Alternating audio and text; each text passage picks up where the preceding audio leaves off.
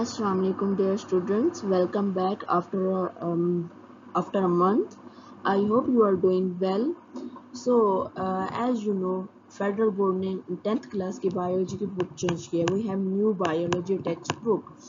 I'm here to explain that book as well. Today we'll start our first chapter, which is digestive system. As you know, digestive system हमारा that is this system is related to the digestion of the food from mouth to anus. मतलब everything covered under this chapter. We'll discuss each and everything here. So we'll solve the exercise as usual. Section 1 is multiple choice question. Question number 1 is emulsification of fat will not occur in the absence of. Emulsification is basically the breakdown of fat substances और ये किसकी absence में नहीं होती. Page number 13 पे अगर हम देखें options are lipase bile pancreatic juice and gastric juice. If we get reference with page number 13 bile वाले टॉपिक में it is mention that bile emulsifies fat. So bile is the that secretion which emulsifies the fat. So our correct option is bile. Next MCQ is which enzymes, substrate and pH conditions are needed for the digestion of food in the stomach. सबसे पहले वो पूछ रहे हैं कि digestion of food के लिए कौन सा एंजाइम है और उसका कौन सा सबस्ट्रेट है कि किस सबस्ट्रेट को किस पहले हमने एंजाइम बताना है फिर किस सबस्ट्रेट के ऊपर किस सबस्ट्रेट के साथ एंजाइम मिलकर फंक्शन करता है और पीएच कंडीशन क्या होती है.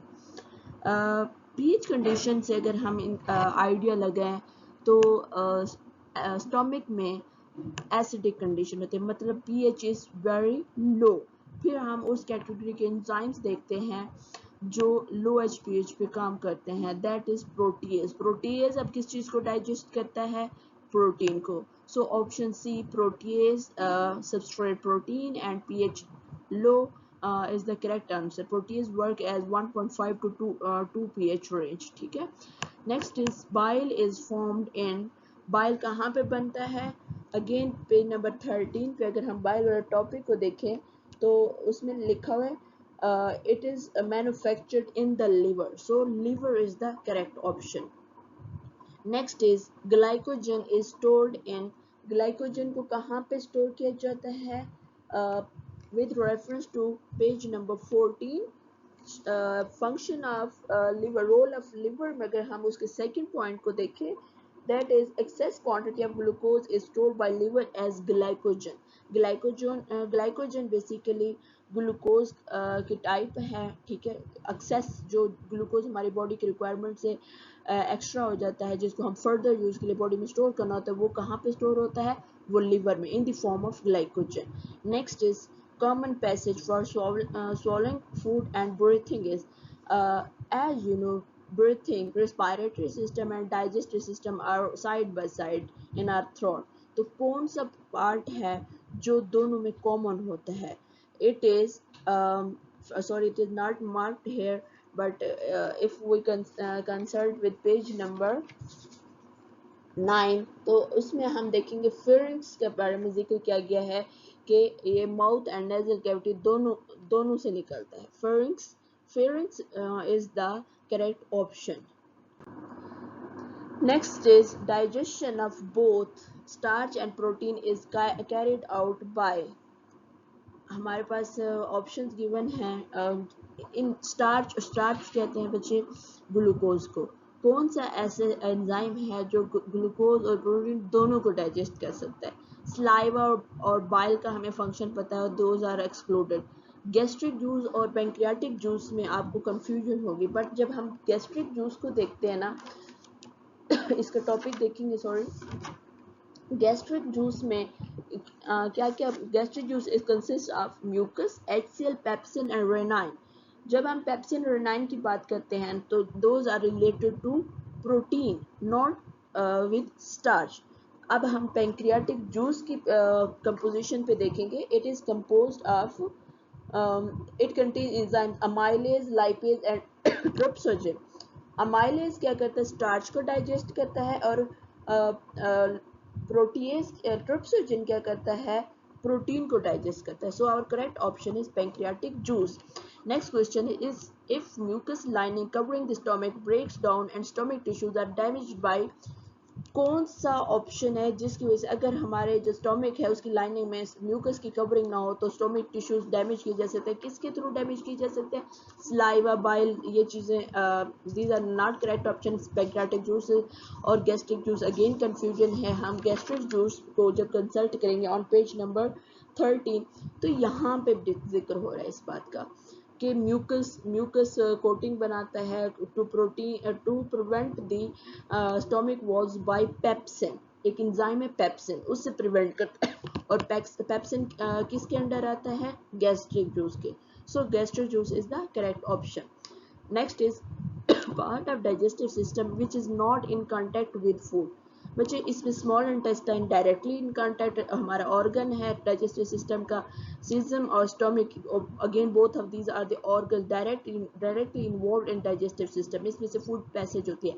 लीवर एक ऐसी चीज़ है जो स्मॉल इंटेस्टाइन के साथ it is located near by the small intestine. ये सेक्रेशंस प्रोड्यूस करता है, रिलीज करता है, और वो पास आउट होती हैं विद डक्ट, बट ये डायरेक्टली इसमें से खुराक पास नहीं होती. तो liver is the part which is not in contact with the food. Next the diet component which prevent constipation is. Constipation वाले टॉपिक में हमें देखें प्रिवेंशन में वहाँ पे जिक्र हो रहा है फाइबर का. Protein, minerals, vitamin, these are the components, major components, but specific to constipation prevention fiber is the component, diet component. Next is fatty acids and glycerol are first absorbed by. Fatty acid और glycerol कहाँ पे absorb किए जाते हैं, हम बार बार पढ़ते आ रहे हैं कि स्मॉल इंटेस्टाइन में वहाँ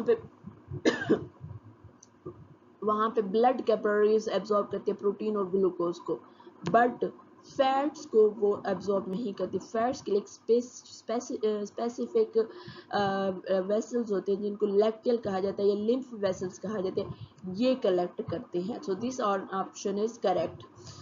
Which secretion released into alimentary canal contains no enzyme but speed up fat digestion. इनमें से कौन सा है जो इंजाइम नहीं है बट इस जब एलिमेंट्री कैनाल में रिलीज होता है तो प्रोसीजर को फास्ट अप करता है. पैंक्रियाटिक जूस हम बार बार बात करके आ रहे हैं कि इंजाइम है. सलाइवा, गैस्ट्रिक जूस ये इंजाइम है. बाइल इंजाइम नहीं है. Bile is just a secretion, a liquid जो हेल्प करता है डाइजेशन ऑफ फैट को. So bile is the correct option, which is not enzyme. Next is enzyme trypsin is changed to trypsin by. If we look at the page number 13, topic digestion in jejunum and ileum, इसमें second line में mention है कि it also secretes in enterokinase which activates pancreatic trypsinogen into its active form trypsin. So enterokinase is the correct option. Next is how does food move through digestive tract? By gravity? No, gravity नहीं होती. By cilia? No, cilia. Chemical absorption भी नहीं है. A wave like muscle contraction, another name of peristalsis movement. Peristalsis movement जैसे muscular movement है wave की तरह के, एक तरफ से मसल्स कंट्रैक्ट होते हैं दूसरी तरफ से रिलैक्स होते हैं तो पुश करते हैं फूड को. So this option is correct. Which where the majority of water from the indigestible food is absorbed. If we talk about कि कौन से ऑर्गन है, pancreas, stomach, small intestine, large intestine, जिसमें मेजॉरिटी ऑफ फूड को absorb किया जाता है, of course large intestine में. लास्ट में आके वेस्ट मटेरियल से कलेक्टिवली वाटर कलेक्ट किया जाता है, that is large intestine. So that's all for today. We'll inshallah now we will be consistent and we'll continue unit number 2 tomorrow inshallah. Allah Hafiz.